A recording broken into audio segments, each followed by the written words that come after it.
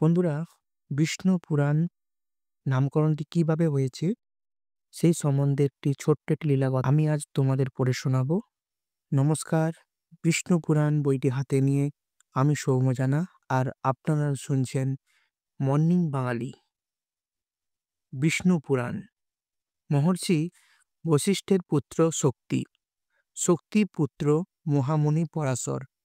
তিনি ধর্মশাস্ত্রে মহাপণ্ডিত। মহামুনি মৈত্রেয় তারই শিষ্য।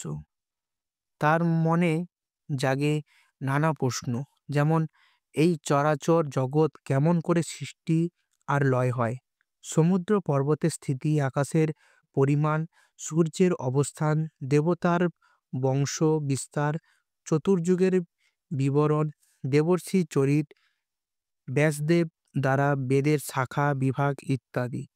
সেই সব প্রশ্নের উত্তরে মহামুনি পরাশর বললেন, ভগবান বিষ্ণুর প্রতি শ্রদ্ধা ভক্তি করলে কখনো কোনো বিপদে পড়তে হবে না। যদিও বা বিপদ হয়, তিনি উদ্ধার করে দেন।